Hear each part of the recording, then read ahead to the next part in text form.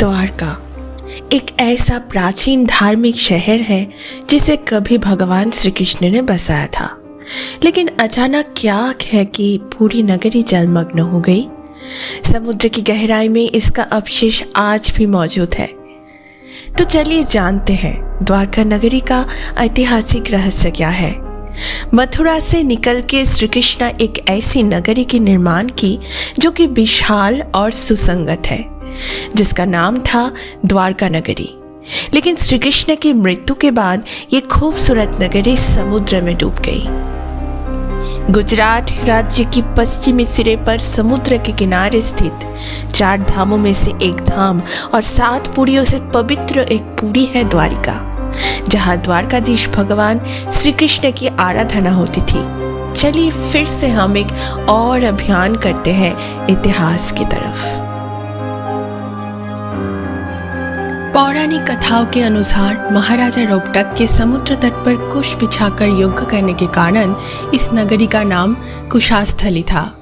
हरिवंश पुराण के अनुसार कुशास्थली की उजाड़ होने के बाद श्री कृष्ण के आदेश पर मायासुर और विश्वामित्र ने यहाँ एक भव्य नगर का निर्माण किया, जिसका नाम द्वारिका है। इस नगर में विशाल का सभा मंडप था, समुद्री व्यापार के लिए बंदरगाह भी था। कहते हैं कि सोना, रजत और रत्नों के साथ इस नगरी में 7 लाख महल थे। इसके अलावा वनस्पति उद्यान झील भी थी। जैन सूत्र अंतकृत दाशंग में द्वारका को 12 योजन लंबे 9 योजन चौड़े विस्तार का उल्लेख है तथा इसे कुबेर द्वारा निर्मित बताया गया है और इसके वैभव और सौंदर्य के कारण इसकी तुलना अलका से की गई है। तो चलिए जानते हैं क्यों इस नगरी को द लॉस्ट सिटी या अंडर वाटर सिटी के नाम से जाना जाता है। रिसर्च में पौराणिक काल की मिली द्वारका की कहानी 9000 साल पुरानी है। ये भारत का सबसे विकसित राज्य हुआ करता था, जो हूबहू आज का आधुनिक शहर जैसा ही था।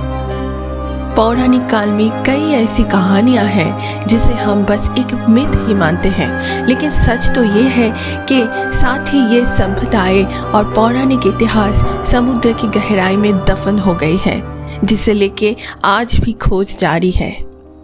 समुद्र पे रिसर्च करने के कई ऐसे सबूत मिला है जो इन पौराणिक कथाओं को सच साबित करता है। इन्हीं में से एक है द्वारका नगरी की रहस्य।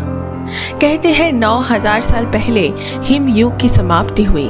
उसके बाद समुद्र का जल स्तर इस कदर बढ़ गए कि कई विकसित शहर समुद्र में समा गए। इनमें से एक है समुद्र तीरवर्ती शहर द्वारिका।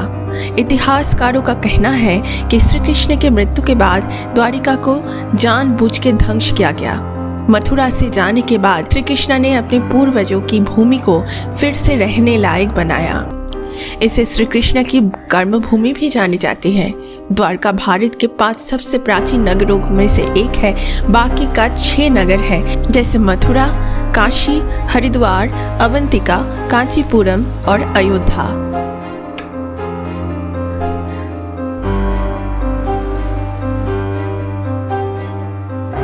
इस नगरी के चारों ओर कई द्वार था। कई द्वार होने के कारण ही इसे द्वारिका कहा जाता है। कृष्णा जब कंस का नाश किया तब जरासंध ने जादवों का नाम और निशान मिटाने का ठान ली। मौका मिलते ही मथुरा और जादवों पर बार बार आक्रमण करता रहा।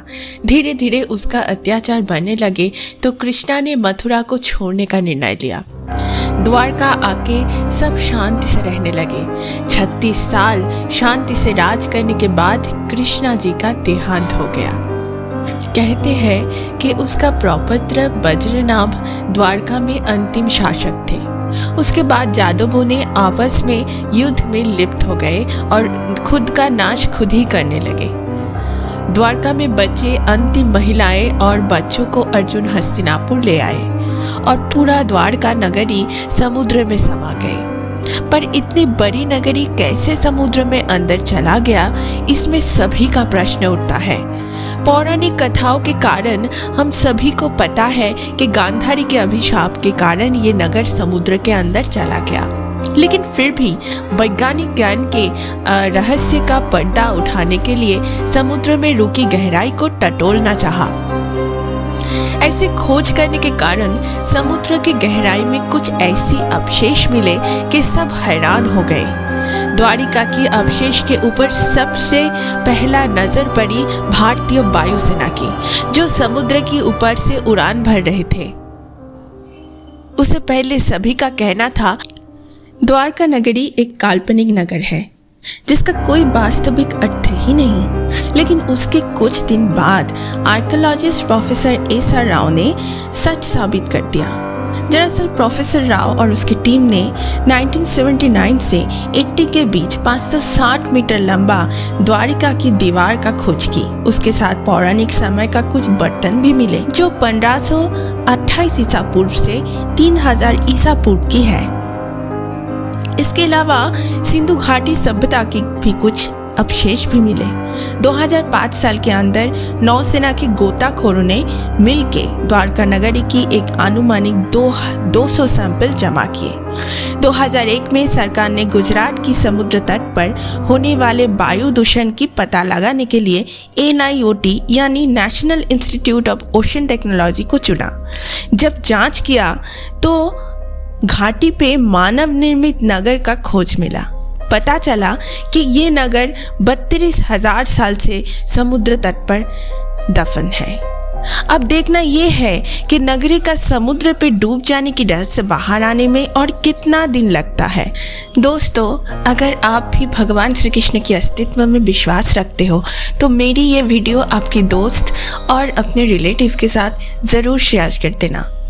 अगर आपको अच्छा लगे तो वीडियो प्लीज़ लाइक कर देना, और पूरा वीडियो देखने के बाद अगर अभी तक मेरे चैनल में कोई नए हैं ऐसे जो मैं सब्सक्राइब नहीं किया तो प्लीज़ सब्सक्राइब भी कर देना ताकि अगला वीडियो आप मिस ना कर सको।